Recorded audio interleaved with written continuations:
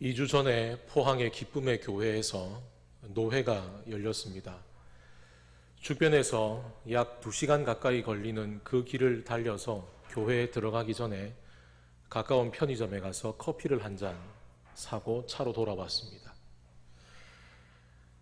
잠시 후에 3명의 젊은이들이 편의점에서 물건을 사가지고 나와서는 제 차가 주차되어 있는 앞에 설치된 파라솔에 앉았습니다.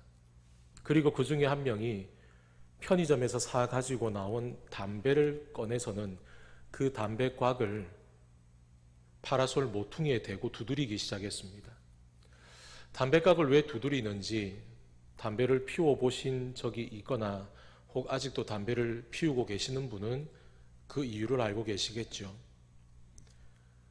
그리고 이 3명의 젊은이들이 또 편의점에서 사가지고 나온 음료수를 꺼내서는 또 파라솔에다가 대고 두드리기 시작합니다. 그 나름대로도 이유가 있겠죠. 그 두드리는 소리들이 제법 커서 제가 앉아있는 차 안에서도 그 두드리는 소리를 선명하게 들을 수 있었습니다. 그런데 그들의 그 두드리는 소리를 듣는 저의 마음 가운데 그들의 두드리는 소리보다 더 크게 제 마음을 두드리는 말씀이 생각이 났습니다. 볼지어다 내가 문 밖에 서서 두드리노니. 예수께서 이렇게 두드리시는 그 두드림은 그 젊은이들이 담배곽이나 음료수를 가지고 두드리는 두드림과 똑같을 수가 없습니다. 예수님이 두드리시는 그 두드림 속에는 예수님의 안타까움과 사랑이 들어 있습니다. 볼지어다 내가 문 밖에 서서 두드리노니. 그렇다면 이 두드림은 누구를 위한 것일까요? 주님을 알지 못하는 사람들을 위해서 두드리시는 것일까요? 요한계시록 3장에서 이 예수님의 두드리심은 바로 라오디게아 교회를 향해서 주시는 주님의 말씀입니다. 우리가 교회요 교인이라고 말하는 것은 교회의 주인이 주님이시라는 것이요, 내 삶의 주인이 주님이시라는 것을 고백하는 거죠. 그렇다면 라오디게아 교회는 어떤 교회일까? 요한계시록 3장을 우리 함께 읽어보도록 하겠습니다. 라오디게아 교회의 사자에게 편지하라. 아멘이시요 충성되고 참된 증인이시요 하나님의 창조의 근본이신 이가 이르시되 내가 네 행위를 아노니 내가 차지도 아니하고 뜨겁지도 아니하도다.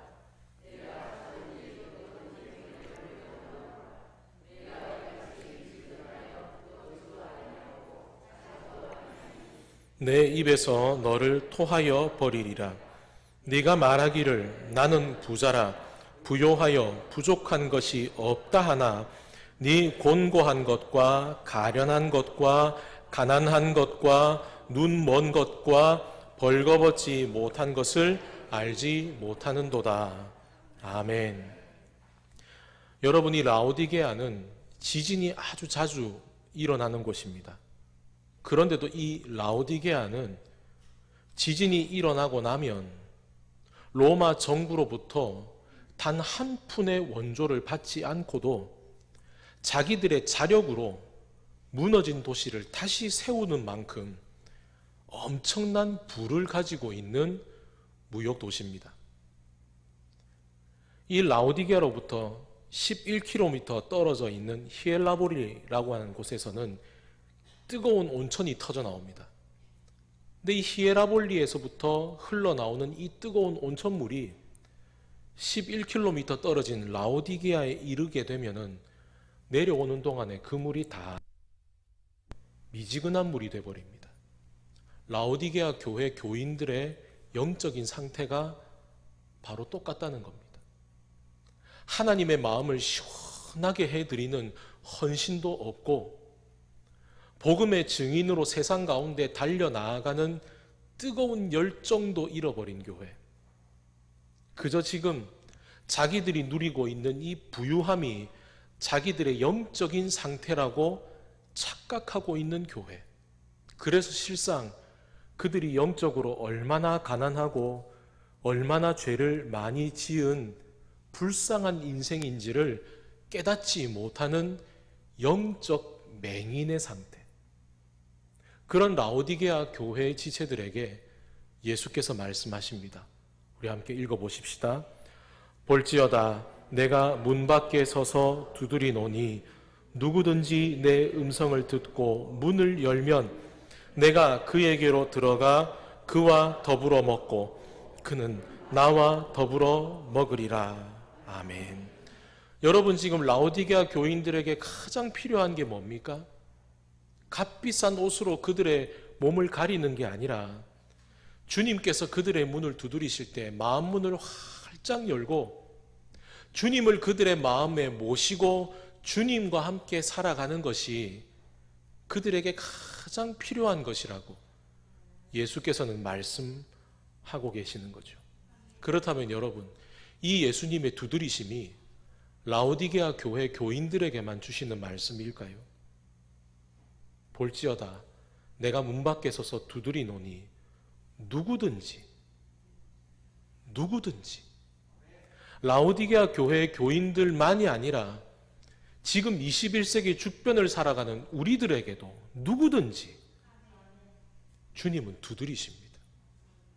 내가 문 밖에 서서 두드린다라고 하는 이 두드림은 한 번만 얘기하는 게 아닙니다.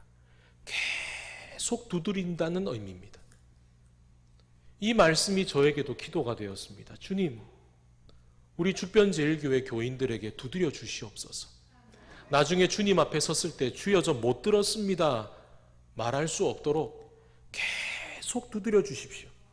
나중에는 듣다가 지쳐서 문을 열지 않으면 안 될 때까지 주님 두드려 주십시오. 왜입니까? 누구든지 주님의 그 두드리시는 음성을 듣고 문을 열어서 그 주님을 내 마음속에 모시고 살아가는 사람만이 이 땅 가운데 하나님의 나라를 누리는 영원한 삶을 살아갈 수 있기 때문입니다. 여러분의 한 주간 삶의 자리 가운데에서도, 그리고 여러분들이 기록된 말씀을 펴서 읽을 때, 그리고 오늘 이 예배의 자리 가운데 선포되는 말씀을 들을 때 여러분의 마음을 두드리시는 주님의 그 음성을 듣고 마음 문을 활짝 여시는 은혜가 있기를 소망합니다. 남유다가 바벨론에 의해서 멸망되기 이전에도 남유다는 바벨론이 침략할 때마다 수없이 많은 사람들을 볼모로 포로로 바벨론에 보내야 했습니다. 구약의 선지자 가운데 에스겔이라고 하는 선지자는 남유다가 멸망되기 이전에 이미 바벨론으로 끌려간 25살의 젊은 청년입니다. 제사장의 아들이죠. 그는 이사야의 세대를 이어서 예언을 했습니다. 그러나 그도 이사야와 마찬가지로 바벨론에서 포로로 있다가 돌아오는 그 모든 상황들을 직접 보고 경험해 보지는 못했습니다. 하지만 하나님께서 에스겔에게 주시는 그 귀한 회복의 환상들, 그는 바벨론의 포로로 있으면서 함께 포로가 되어 있는 유대인들에게 그 환상과 하나님의 말씀을 전하면서 회복의 약속을 그들에게 말해주었죠. 에스겔이 보았던 수많은 환상 가운데 가장 극적인 환상을 꼽으라면 마른 뼈의 환상, 그리고 성전에서 물이 흘러나오는 환상일 겁니다.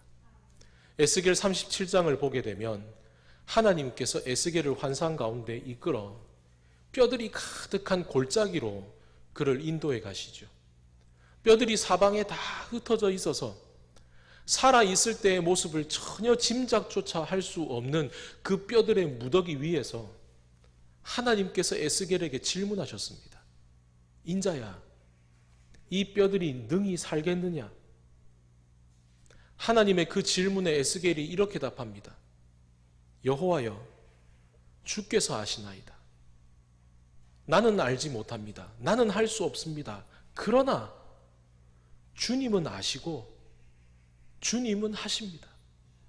이 에스겔의 믿음의 고백을 들으신 다음에 하나님께서 에스겔에게 하나님의 말씀을 대언해서 뼈들에게 명령하라고 하십니다. 에스겔이 그 하나님의 말씀을 대언해서 명령하자 그의 눈앞에서 놀라운 광경이 펼쳐지기 시작합니다. 흩어져 있던 뼈들이 마치 자석이 서로 이끌리는 것처럼 서로 붙어서 원래의 모습을 맞추어서 뼈대를 이루고 그 위에 힘줄이 생기고 살들이 차고 그 위에 피부가 덮여집니다. 그것으로 끝나는 게 아닙니다. 하나님께서 에스겔에게 이어서 하나님의 생기를 그들에게 대언해서 불어넣으라 하시죠. 그 광경을 에스겔 37장은 이렇게 기록해 놓았습니다. 우리 함께 읽어보도록 하겠습니다. 이에 내가 그 명령대로 대언하였더니 생기에 들어가매 그들이 곧 살아나서 일어나 서는데 극히 큰 군대더라. 아멘. 여러분이 얼마나 장엄한 광경입니까?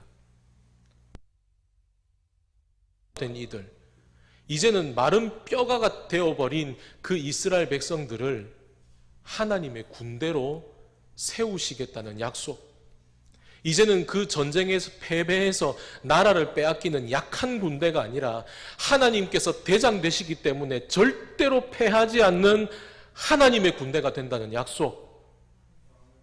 그런데 이 놀라운 약속 환상 가운데에는 가슴 아픈 구절이 이어져 있습니다. 우리 이어지는 11절의 말씀을 읽어보도록 하겠습니다. 또 내게 이르시되 인자야 이 뼈들은 이스라엘 온 족속이라. 그들이 이르기를 우리의 뼈들이 말랐고 우리의 소망이 없어졌으니 우리는 다 멸절되었다 하느니라. 아멘. 여러분, 지금 이스라엘 족속이 뭐라고 고백합니까? 우리 뼈는 말랐다. 우리는 소망이 없다. 우리는 다 망했다. 그런데 지금 그들이 가지고 있는 가장 큰 문제는 뭘까요? 정말 그들에게 지금 가장 필요한데 정작 그것이 없다는 걸 그들이 깨닫지 못한 것은 무엇일까요?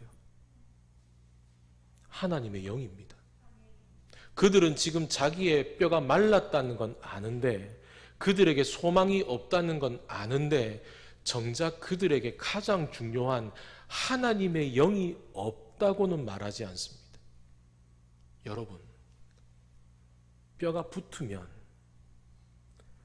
붙고 그 위에 힘줄이 생기고 살이 차고 피부가 다시 재생되면 다시 산 겁니까?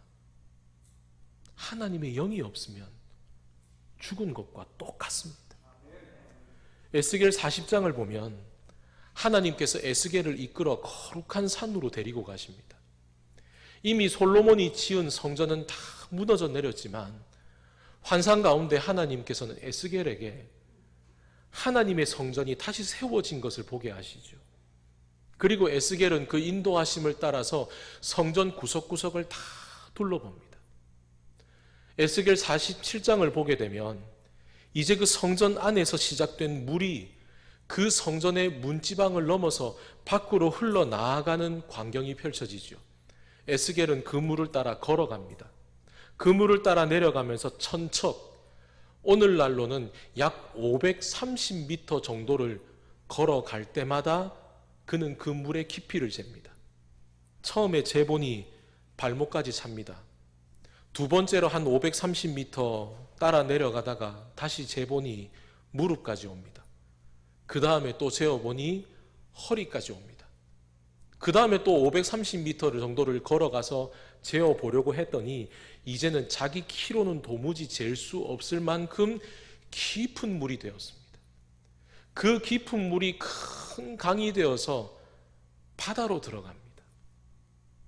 이 광경에 대해서 에스겔 47장은 이렇게 말합니다. 우리 함께 읽어보겠습니다. 그가 내게 이르시되 이 물이 동쪽으로 향하여 흘러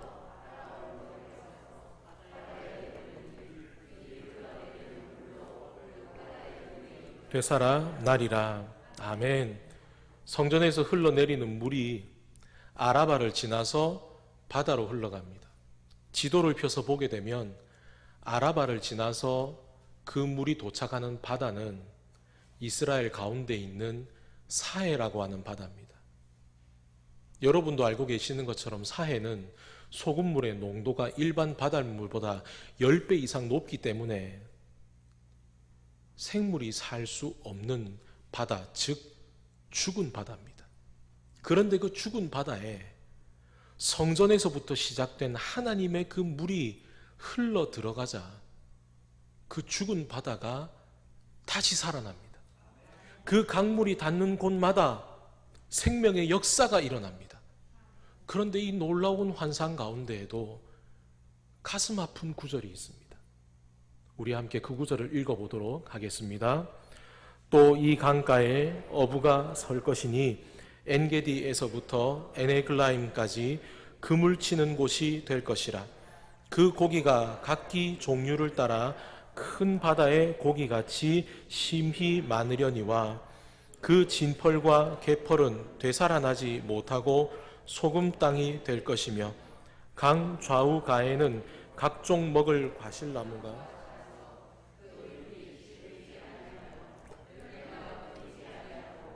날마다 새 열매를 맺으리니 그 물이 성소를 통하여 나옴이라.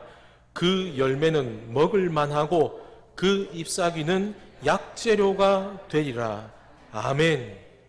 강물이 닿는 곳마다 나무가 자라기 시작하고 생명들이 되살아납니다. 물고기가 죽은 바다 가운데에서 생겨납니다. 이제 거기에서 어부들이 모여듭니다. 그물들을 다 펼쳐서는 그 물고기들을 잡아들입니다. 그런데 이 놀라운 광경들 가운데 진펄과 개펄이 있습니다. 성경은 말합니다. 되살아나지 못하고 소금 땅이 될 것이며 성전에서 흘러나오는 그 하나님의 물이 바다로 흘러가고 그 하나님의 생수와 맞닿아 있는데 그 하나님의 물을 온몸으로 끌어안지 못한 진펄과 개펄은 도리어 시간이 지나가면 지나갈수록 생명이 없는 죽어버린 메마른 소금 땅이 되어버린다는 얘기입니다. 창세기 3장을 보면 하나님께서 아담으로 대표되는 인류의 마지막을 이렇게 기록해 두셨습니다. 우리 함께 읽어보겠습니다. 네가 흙으로 돌아갈 때까지 얼굴에 땀을 흘려야 먹을 것을 먹으리니 네가 그것에서 취함을 입었음이라. 너는 흙이니 흙으로 돌아갈 것이니라 하시니라. 아멘. 우리가 방금 읽은 이 구절 한 번 더 띄워주시겠습니까? 우리가 방금 읽은 이 구절들 가운데 사람이 열심히 일을 해서 먹을 것을 얻는 흙, 그리고 하나님께서 우리를 지으실 때 재료로 사용하신 것 또한 흙, 전부 다 우리가 잘 알고 있는 흙이라고 하는 단어로 다 번역이 되어 있죠. 그런데 히브리어 원문의 의미는 다릅니다. 히브리어 원문에서 열심히 일해서 먹을 것을 얻을 그 흙, 그리고 마침내 돌아갈 그 흙은 하이다마라고 되어 있는 히브리 단어 흙이라는 뜻을 가지고 있지만 하나님께서 우리를 만드실 때 사용한 그 흙은 흙이라는 하이다마가 아니라 아파르라고 하는 다른 히브리 말로 쓰여져 있습니다. 아파르의 의미는 먼지, 티끌이라는 의미입니다. 여러분, 이게 뭘 의미하겠습니까? 하나님께서 우리를 지으실 때 흙에서 지으신 것이 아니라 그 흙 가운데에서도 정말 쓸모없는 먼지와 티끌 같은 것들을 모아다가 아담을 만드셨다는 겁니다. 여러분, 우리의 인생이 이와 같습니다. 우리는 흙으로 돌아가는 게 아닙니다. 우리는 먼지투성이이지만 하나님께서 우리에게 생기를 불어넣어 주셔서 우리는 이 땅 가운데 살아가는 것이요, 우리의 삶에서 하나님의 생기가 끊어지는 순간 우린 이 땅 가운데 티끌로 사라져 버린다는 얘기입니다. 그렇다면 여러분, 오늘 여기 계신 분들 가운데 비싼 옷을 입고 오신 분 계십니까? 만약에 지금 당신 안에 하나님의 영이 없다면 당신은 옷 속에 뭉쳐진 먼지투성이에 불과합니다. 만약에 남들이 부러워하는 좋은 집에 살고 계십니까? 그러나 만일 당신에게 하나님의 영이 없다면 당신은 그 집에서 가장 먼저 청소기에 빨려 들어가 버려질 티끌 덩어리에 지나지 않습니다. 우리가 보기에 멀쩡히 살아있는 것 같아도 그 안에 하나님의 영이 없으면 결국 우리는 이 땅 가운데 죽어 있는 것과 똑같습니다. 우리가 아무리 하나님의 은혜에 접붙여져 있어도 우리의 삶을, 우리에게 생수를 주시는 그 하나님의 은혜에 붕덩 빠뜨리지 못하면 우리의 삶은 여전히 죽음의 냄새를 풍기는 딱딱한 소금 땅으로 말라갈 뿐입니다. 오늘 우리가 읽은 본문 가운데에는 많은 사람들이 등장합니다. 이 사람들은 모두 다 그 자리에 있었던 사람들입니다. 세례 요한이 세례를 베풀면서 오실 메시아에 대해 선포할 때 이들은 모두 그 자리에 있었습니다. 그리고 마침내 이 땅 가운데 오신 예수 그리스도께서 그들에게 복음을 전하시는 그 자리에도 기적을 베푸시고 오늘 세례 요한에 대해서 말씀하시는 이 자리 가운데에도 그들은 모두 다 거기에 있었습니다. 그런데 오늘 우리가 읽은 구절은 무엇라 말합니까? 우리 다시 한 번 더 오늘 우리가 읽은 구절들 가운데 29절로 30절을 읽어보도록 하겠습니다. 모든 백성과 세리들은 하나님을 의롭다 하되 바리새인들 율법 교사들은 그의 세례를 받지 아니하므로 그들 자신을 위한 하나님의 뜻을 저버리니라. 아멘. 여러분도 알고 계시는 것처럼 유대인들은 혈통적으로는 아브라함의 자손들입니다. 그런데 그들 가운데에서도 세례 요한에게 나와서 세례를 받는 사람들이 있습니다. 나는 죄인입니다. 그러나 이제 나는 더 이상 죄로 살지 않고 이 땅에 오실 메시아를 기다리며 청결하게 살아가겠습니다. 그들은 그렇게 결단하고 그 결단으로 세례를 받았습니다. 그런데 그 자리에 있던 이들 중에 바리새인과 율법학자들은 세례를 받지 않았습니다. 내가 아브라함의 자손인데 왜 내가 세례를 받아야 하느냐라고 하는 겁니다. 그런데 오늘 우리가 방금 읽은 30절은 무엇라 말합니까? 바리새인과 율법 교사들은 그의 세례를 받지 아니하므로 그들 자신을 위한 하나님의 뜻을 저버리니라. 여기서 이 뜻이라고 번역된 헬라어 단어 블렌이라고 하는 것은 계획, 목적이라는 의미를 가지고 있습니다. 하나님의 뜻은 하나님의 마음속에서 하나님 혼자만 아시도록 꼭꼭 숨겨진 게 아니라는 얘기입니다. 하나님의 뜻은 아브라함 때에서부터 이 세례 요한의 때에 이르기까지 단 한순간도 멈추지 않았습니다.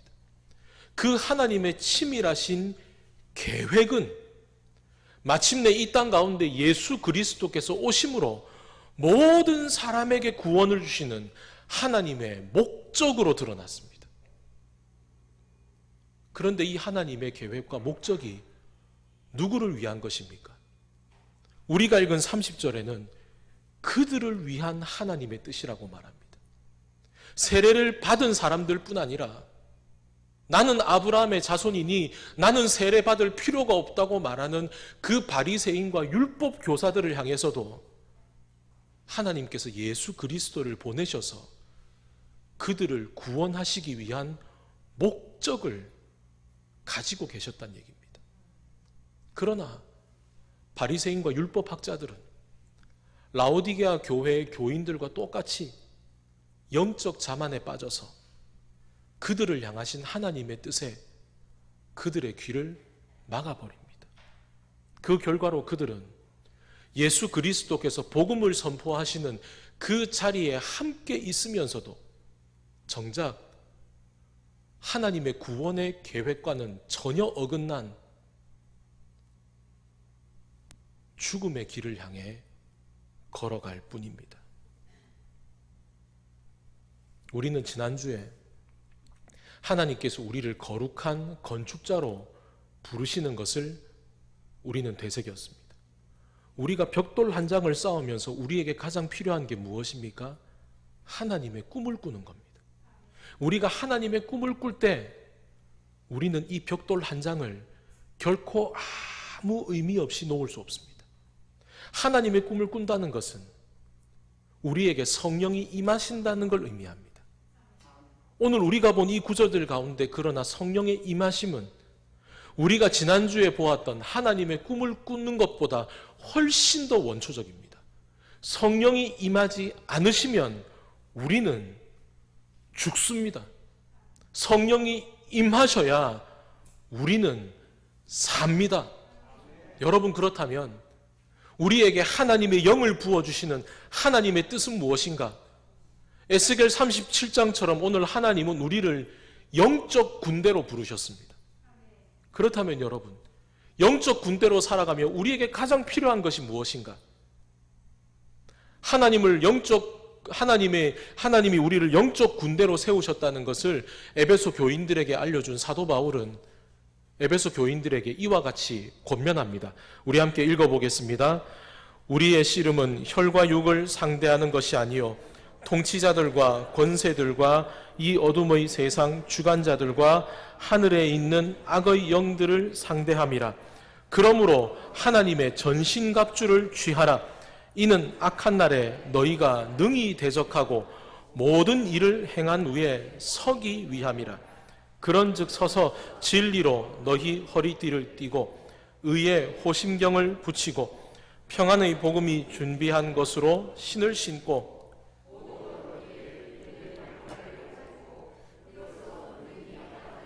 모든 불화살을 소멸하고 구원의 투구와 성령의 검 곧 하나님의 말씀을 가지라.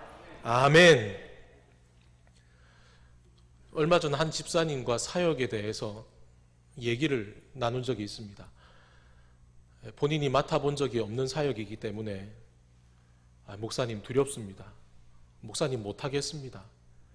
저 말고 다른 사람 세우시죠. 하나님 앞으로 나아오기를 걱정하는 그분에게 제가 이렇게 답했습니다. 집사님, 지금 집사님의 마음 가운데 있는 그 두려움과 걱정이 하나님이 주신 마음이라고 생각하십니까? 만약 그 마음이 하나님이 주신 마음이 아니라고 한다면 그 마음이 누구로부터 오는가는 명확합니다. 그 마음은 사단이 주는 마음입니다.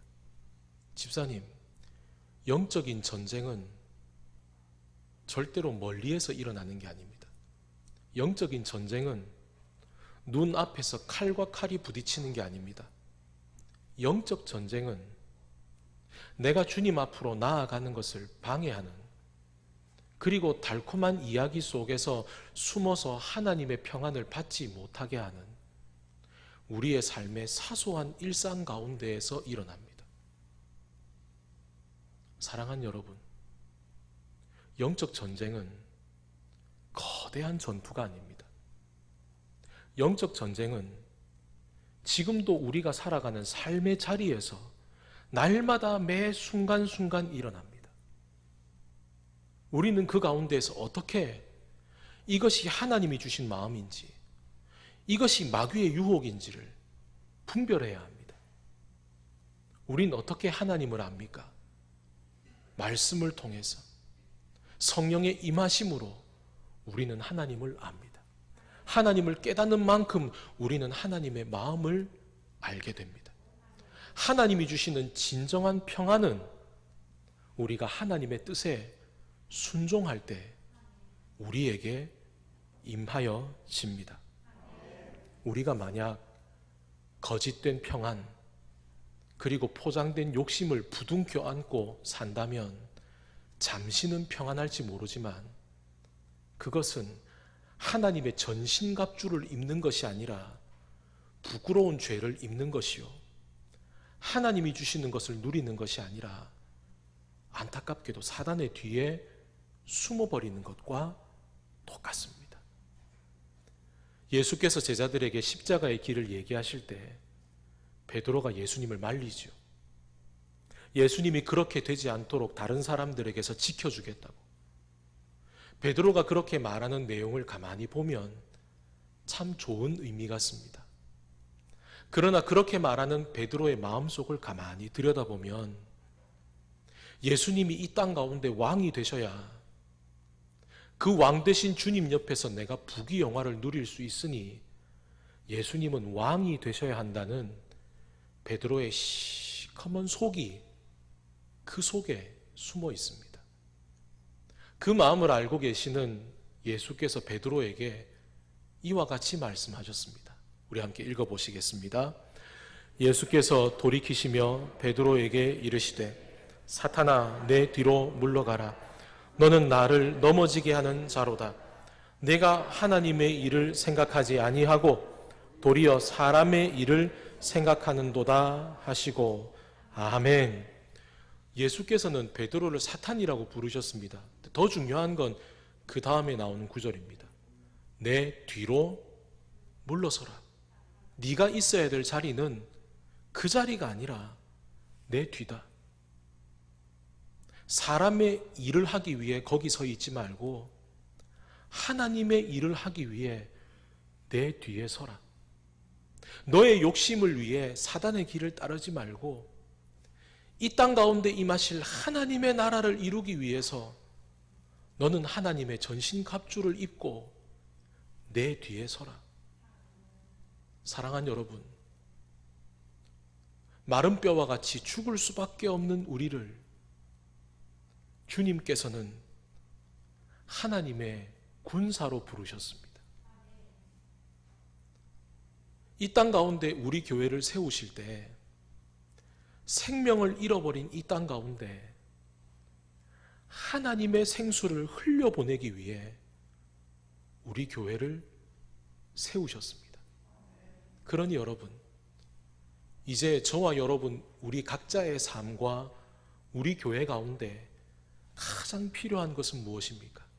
주여, 오직 성령의 충만함이 우리 안에 있게 하옵소서.